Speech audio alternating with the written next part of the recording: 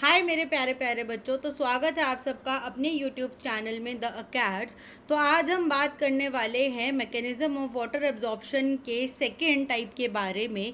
इससे पहले हमने इम्बिशन के बारे में पढ़ा था। तो इम्बिशन में क्या हो रहा था कि जो हमारे सरफेस के मॉलिक्यूल्स थे, यानी कि जैसे सेल्यूलोज हो गया, प्रोटीन हो गया, वुड हो गया, ये आपके पानी के एब्जॉर्प्शन करके यानी पानी के कांटेक्ट में आने के बाद उसे एब्जॉर्ब करके स्वेल हो जा रहे थे, यानी कि मोटे हो जा रहे थे, जिसकी वजह से एक इम्बिशन प्रेशर आपका क्रिएट हो रहा था और जो पानी का मूवमेंट है वो हो रहा था। ठीक है। अब इसके बाद में हमारे पास है डिफ्यूजन। तो डिफ्यूजन क्या होता है? डिफ्यूजन जो है आपका, ये थोड़ा सा अलग टाइप का मूवमेंट होता है वाटर का। ये आपका ग्रेडियंट या फिर कंसंट्रेशन बेस्ड होता है। अब इसमें क्या होता है कि जो भी हमारे मॉलिक्यूल्स या पार्टिकल्स है वो अपने हायर कंसंट्रेशन से, यानी कि अपने ज़्यादा कंसंट्रेशन से, जहाँ उनका लो कंसंट्रेशन होता है यानी कम कंसंट्रेशन होता है, वहाँ मूव करते हैं जब तक कि इक्विलिब्रियम यानी कि एक इक्वल स्टेज जो है वो रीच ना हो पाए। ठीक है। अब इसका एक एग्जाम्पल लेते हैं। अगर हमारे पास एक क्लासरूम ए है और एक क्लासरूम बी है। ए क्लासरूम में मेरे पास 30 बच्चे हैं और बी क्लासरूम में सिर्फ 10 ही बच्चे हैं। ठीक है भाई, बी सेक्शन में ज़्यादा बच्चे पढ़ना नहीं चाहते थे, इसलिए सिर्फ 10 ने ही वहाँ पे एडमिशन लिया। लेकिन मेरे पास दिक्कत क्या है कि मेरे पास ये 30 बच्चों को ए में बिठाने की जगह ही नहीं है। मेरे को दोनों क्लास में इक्वल बच्चे बिठाने हैं, यानी कि इक्विलिब्रियम जो है मुझे वो रीच करना है। ठीक है, यानी कि मुझे क्या करना है? इक्विलिब्रियम रीच करना है। तो जब अब मुझे इक्विलिब्रियम रीच करना है तो मैंने क्या करा, मैंने यहाँ से 10 बच्चे उठाकर यहाँ पे भेज दिए और यहाँ से मैंने ये 10 बच्चे माइनस कर दिए। तो जब मैंने यहाँ से ये 10 बच्चे माइनस करे तो दोनों क्लासेस में मेरे पास कितने बच्चे हो गए? 20 और 20। यानी कि दोनों जगह पे जो कंसंट्रेशन था वो सेम हो गया। पहले यहाँ ज़्यादा कंसंट्रेशन था, यहाँ कम कंसंट्रेशन था। मुझे इक्विलिब्रियम की स्टेट लानी थी, यानी कि दोनों को इक्वल करना था।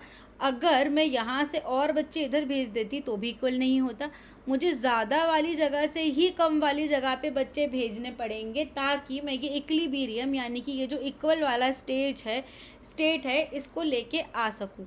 ठीक है। तो इसकी वजह से डिफ्यूजन में भी सेम ही चीज़ होती है कि जो मॉलिक्यूल्स होते हैं या जो पार्टिकल्स होते हैं वो अपने हायर कंसंट्रेशन से अपने लोअर कंसंट्रेशन की तरफ मूव कर जाते हैं, जब तक कि उनको इक्विलिब्रियम ना मिल पाए।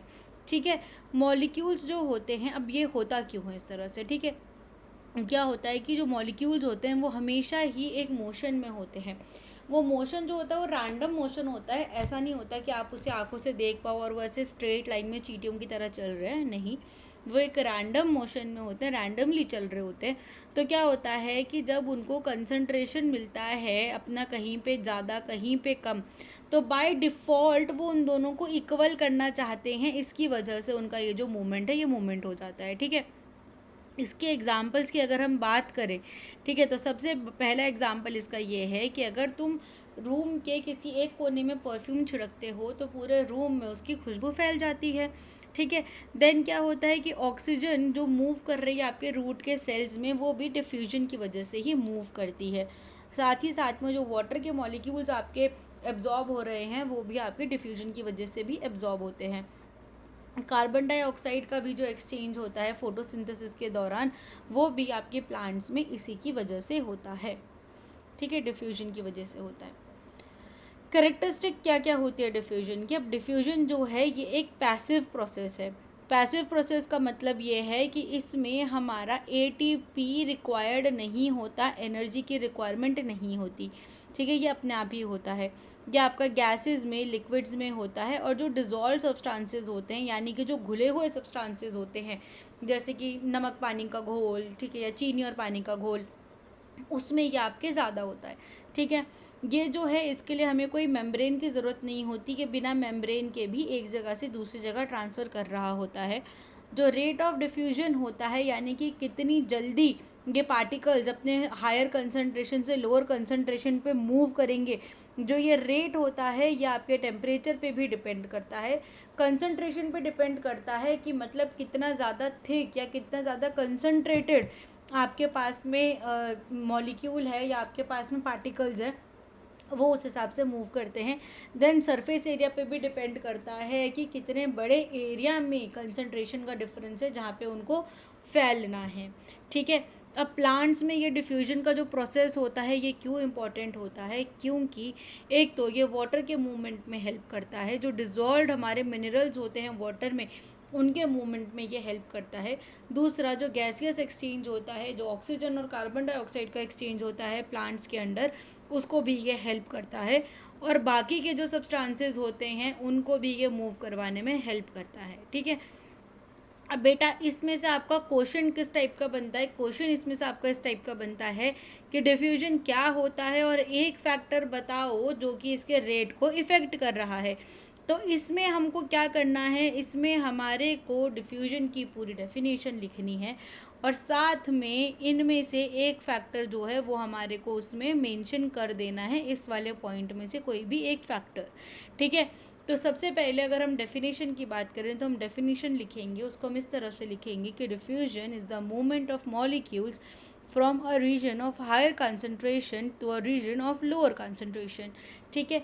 तो इस तरह से हम जो अपनी डेफिनेशन है उसको हम कवर करेंगे, उसको हम ख़त्म करेंगे, ठीक है। देन उसके बाद में हम जो क्वेश्चन का नेक्स्ट पार्ट है उसकी तरफ मूव करेंगे। और नेक्स्ट पार्ट हमारा क्या बोल रहा है, नेक्स्ट पार्ट हमारा हमें बोल रहा है कि भाई एक ऐसा फैक्टर बताओ जो कि इसके रेट को इफ़ेक्ट कर रहा है, ठीक है। तो अब इसका रेट किस चीज़ से इफेक्ट हो रहा था, हमने पढ़ा था कि या तो टेम्परेचर पे या कंसंट्रेशन ग्रेडियंट या सरफेस एरिया पे ये डिपेंड करेगा। तो मैंने यहाँ पे एज आंसर कंसंट्रेशन ग्रेडियंट लिखा है, लेकिन आप बाकी तीनों में से मतलब बाकी के जो दो बच रहे हैं उसमें से भी आप कोई सा भी ले सकते हो, ठीक है। तो ये हमने डिफ्यूजन भी आपका कवर कर लिया। नेक्स्ट वाली क्लास में हम आपकी जो ऑस्मोसिस होती है उसके बारे में बात करेंगे। डिफ्यूजन और ऑस्मोसिस जो है ये काफ़ी इम्पॉर्टेंट हमारे फैक्टर्स होते हैं, ठीक है, काफ़ी इम्पॉर्टेंट मैकेनिज़म्स होते हैं जिसकी वजह से हमारा पानी का, गैसेस का, मल्टीपल सॉल्यूट पार्टिकल्स का, सब्सटेंसेस का मूवमेंट होता है प्लांट्स और एनिमल्स में। तो ऑस्मोसिस को भी हम इसी तरह से डिटेल में पढ़ेंगे। अगर आपको क्लास अच्छी लगी हो तो please like, share and subscribe कीजिएगा हमारे चैनल को। अगर आपको और कोई डिटेल चाहिए या आपको किसी और टॉपिक के बारे में बात करनी है या कोई और टॉपिक पे आपको वीडियो चाहिए तो प्लीज़ नीचे कमेंट ज़रूर कीजिएगा। Thank you so much for your time and all the best.